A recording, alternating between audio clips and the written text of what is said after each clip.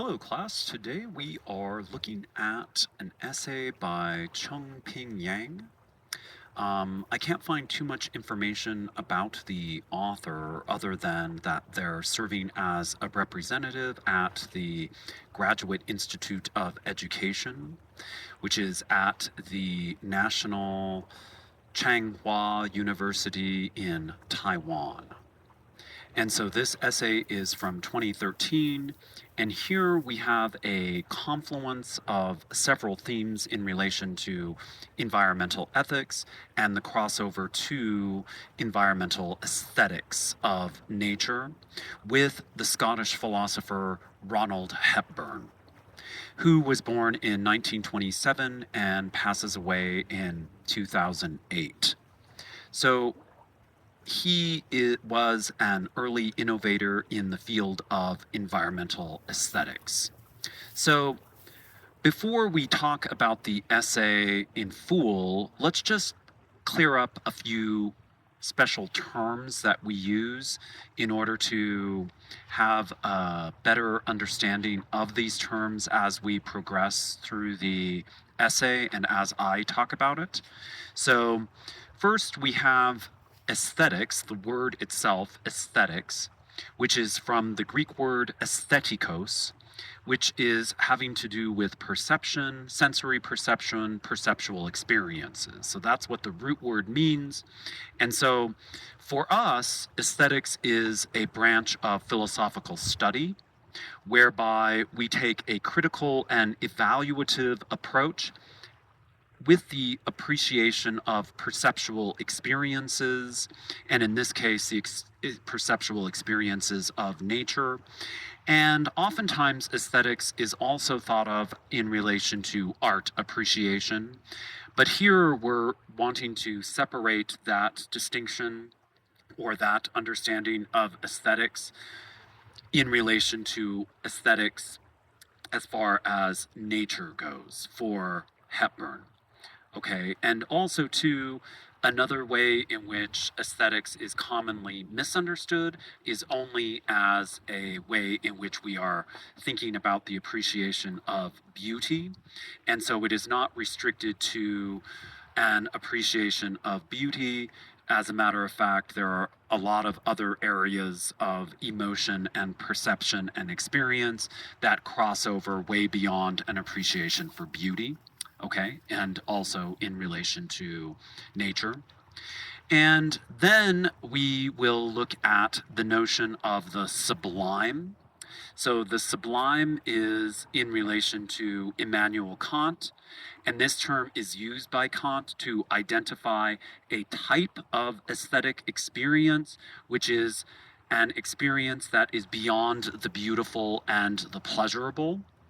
And so to have a sublime experience in Kantian terms is to have an aesthetic experience whereby we go beyond slash transcend perceptual experiences, usually in this case of nature, and really in especially for Kant and likewise Hepburn, in nature, to have these perceptual experiences that go beyond perception to, or these sublime experiences that go beyond perception, to the experience the limitlessness of nature and also the terrifying mysteries of nature that are beyond our grasp.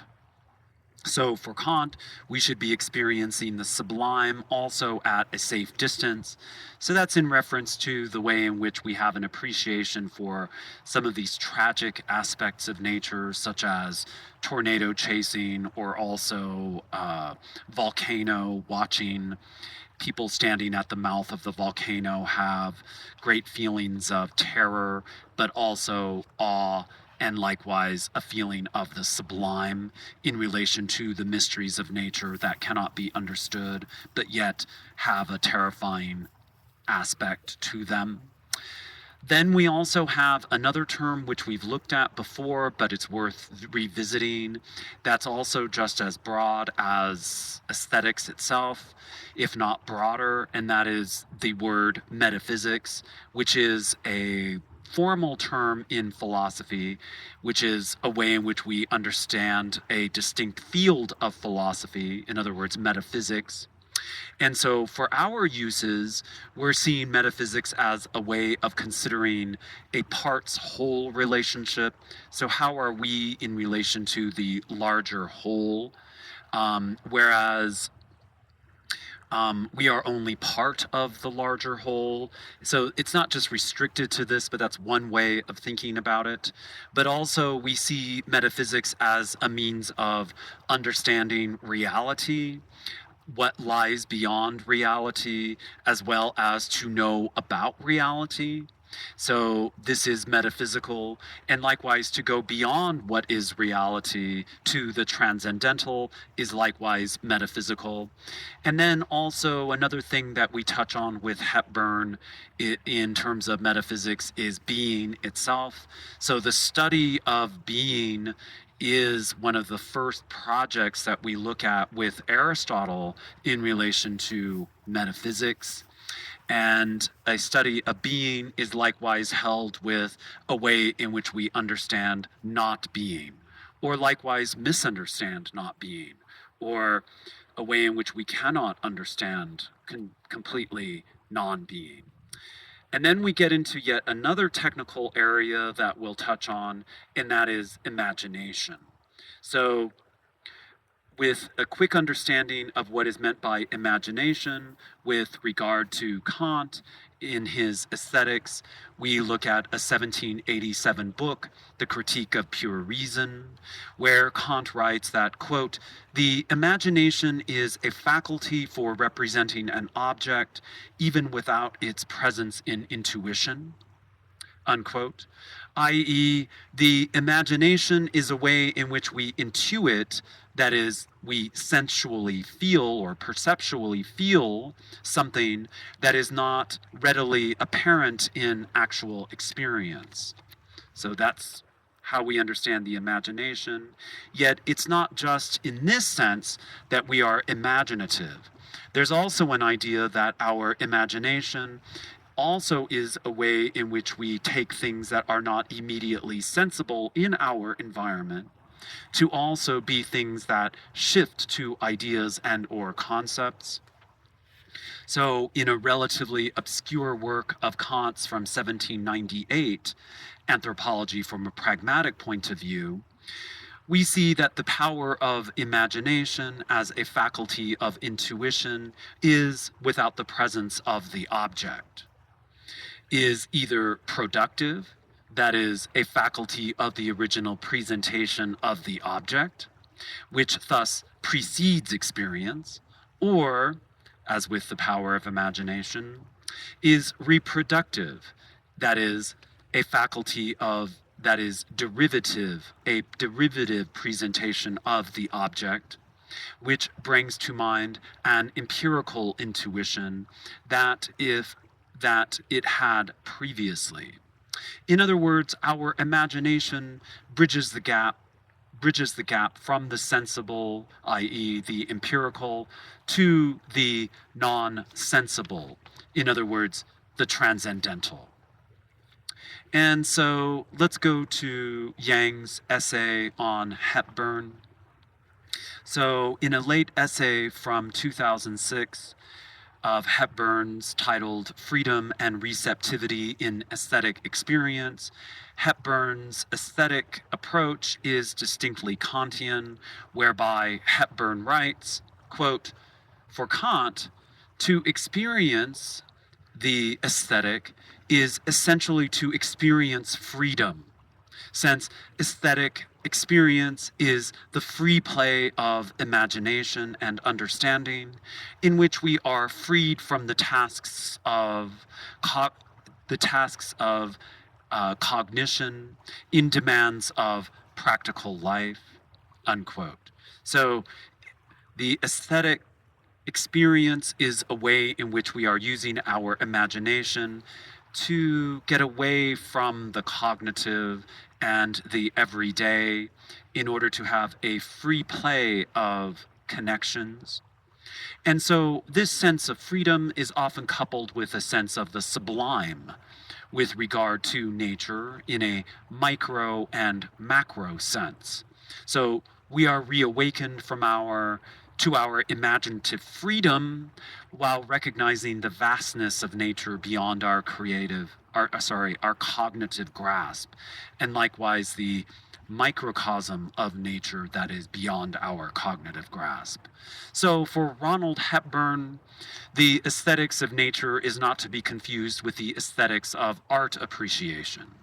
Likewise, I'll also argue that our notions of the aesthetic need not be confined to our appreciation of beauty, given that the quality of aesthetic experience is expanding in our sense of freedom with what is perceptually interesting, perceptual, and emotional, and not always in a pleasurable sense that there are feelings of terror, there are feelings of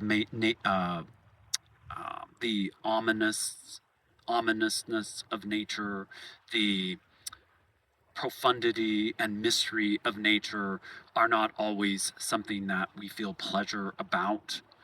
And so we know too that aesthetics is also metaphysical for Hepburn. In light of the way we come to experience reality and the oneness of nature with a co-presence of opposites, tied with a oneness toward the sublime and the infinite.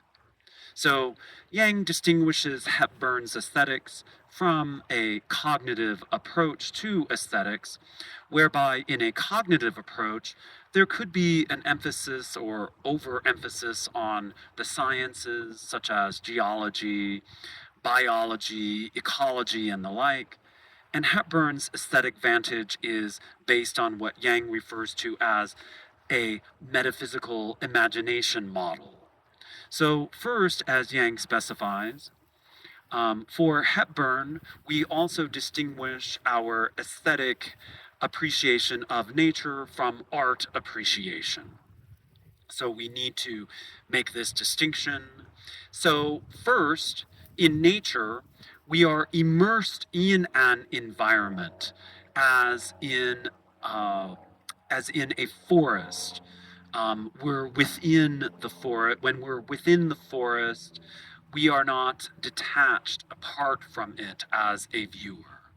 And usually, in the context of a natural environment, there's an engagement with all of our senses as opposed to just the visual or just the audio, as with music. So, going back to visual art, or with visual art, there's that separation of the frame, so on and so forth. But then with music, we could be in a concert hall, so on and so forth. And these are ways in which we are not immersed in an environment with our bodies perceptually. So then, secondly, in an artistic sense, the art is separated by frames of reference. A framed work of art is on a pedestal or on in a gallery. We experience music in a concert venue. The acts of a play are separated from our normal life. Likewise, a photograph or a movie theater separates us from nature. So, but yet with nature, we have a frameless approach to our environment where we experience the surprise and expansion of the imagination. In a third sense, there are ways in which we are looking at the natural features of the environment in nature as indeterminate, depending on our vantage and perspective. There's not a single vantage that's limiting our scope. There's an unfolding of aesthetic features of nature that are opening to newer, boundless points of view that are not always restricted by one photograph or one painting, one song or one poem. So, likewise, Hepburn's interest in metaphysics is informative in a transcendental view in terms of experience, the experience of being, in a metaphysical sense. Of in reality, we are in a relationship and experience of being, yet being is not always an experience of being in and of itself. Our experience of being is likewise metaphysical. Being is also a way to grasp what is beyond being itself. And so here, Yang and this then is transcendental and likewise metaphysical. And so here, Yang cites a seemingly paradoxical phrase, quote, "The non-existent in existing reality is being," unquote. In other words, the experience of being is often a way to experience what is not being. To know being is also to know what it's not, and also what lies beyond our grasp. To know that this also has religious significance, but it's also secular. And so, for instance, in my philosophy of death and dying classes, we often have to acknowledge that in life, we are also recognizing that to be alive is also to recognize our mortality, that someday we will not be alive, right? And so being is the same way in nature. Even when I look out in front of me here, there are plants that have died, right? That are no longer living. And in that sense, they are either no longer living or they are dormant, but there is a sense of not being in terms of what it is that I'm recognizing in my experience of nature. And so to know being is also to know what it's not, and also what lies beyond our grasp. To know this is also a religious activity, and likewise seeing it in a secular point of view as well. So this type of metaphysical experience requires active and playful recognition of nature imaginatively. So a mountain summit signifies geometry beyond what it is just as a mountaintop. The imagination is not confined by the strict regulation of reason. In terms of the imagination, we need not be confined by the stereotyped assumptions of what things are in strict scientific categories. So the point of the mountaintop, the summit, is also pointing to what it's not. And our imagination is also a way in which we shape activities of play and freedom. So we need not be confined to a single way to experience the sensory quality of our natural environments. Also, to experience nature in this way is to experience that which is intrinsic creatively. That is what nature is in its essence, what nature is intrinsically. In this way, as Yang explains, what Hepburn is pointing to is that when we're having an aesthetic experience, when we're coming to know the things of nature through realization, recalling that to realize something is to come to an experience of what the essence of something is. To know a cloud aesthetically is not a measurement, but an imaginative play of its volumes, sensuousness, color, transition, changeability, to the elements that that cloud is not. What it is in terms of a shape and a suggestion to memory as well. The truth of a cloud is not just held in scientific knowability, so there's always that which remains beyond this quantification and relation. So with this, there's always the possibility of that which is ineffable, beyond words, and beyond comprehension. This too is a relation of our senses of metaphysics in terms of our imagination for Hepburn. So there, Yang isolates four imagination characteristics of nature. So we already know that an aesthetic engagement with nature need not be just about beauty, yet also a way to establish a oneness of nature. So, one, we have a unity with nature and the natural world, or we wish to establish a unity with nature and the natural world. According to Yang, whenever we're engaged with the unity of nature for Hepburn. So we are fused with ourselves as well as our life, and this is repeated in nature, in its rhythms, in its coherence to our bodies. Our patterns of blood vessels are reflected in the patterns of the veins of a leaf. Or likewise, the waves of the ocean are also ways in which we reflect on our own breathing. A bird song is also reminiscent of our voices. So sometimes we're in equilibrium with our environment, in our experiences of nature. And this is also for Hepburn mystical, just like we learned of the monism of Spinoza's God or nature, similar to Richard Byrd's experience of the Ross ice shelf in Antarctica back in the 1930s. So there's the co-presence of opposites, number two. With nature, we experience the stillness, motion, and calm, and also we sense that the earth is floating in space, yet our feet are firmly on the ground.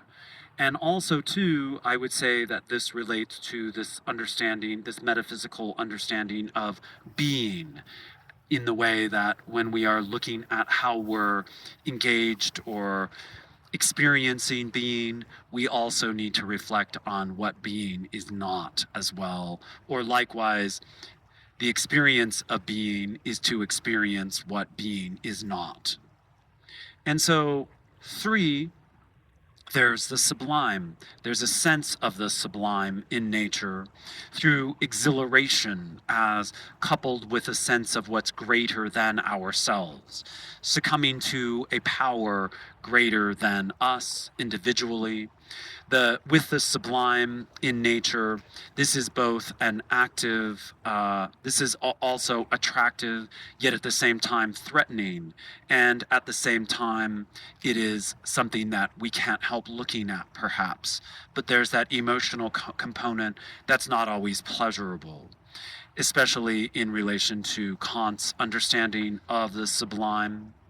And there's a way in which we work with our imaginations in terms of the infinite for the Romantics who came after Kant and who preceded Hepburn, with the notion of the infinite that also gets us through a source of energy and vitality, gets us to a source of energy and vitality, the way in which we consider what is infinite and beyond us.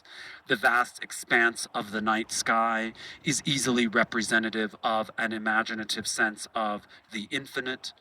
So seeing long distances into nature is also a way in which we come to terms aesthetically to appreciate the infinite, what lies beyond us, what is sublime. And so let's not forget that Yang's main point is to draw our attention from the perspective that art appreciation is not only a way in which to grapple with aesthetics, there's also a sense of working toward and turning our attention to appreciating the natural environment with our experience of what is valuable in the environment and how it is that it is perceptual. And as Yang writes, aesthetic sensitivity is brought about by a way that we experience nature, in terms of our feeling, in terms of our perception, our emotion, and likewise with our bodies and our imaginations. And this is how we establish a deeper connection to our relation with the environment and nature, and how it is that we recognize something to care for. So, thank you, and at this point, we'll talk more about the essay in class, and have a good one. Goodbye.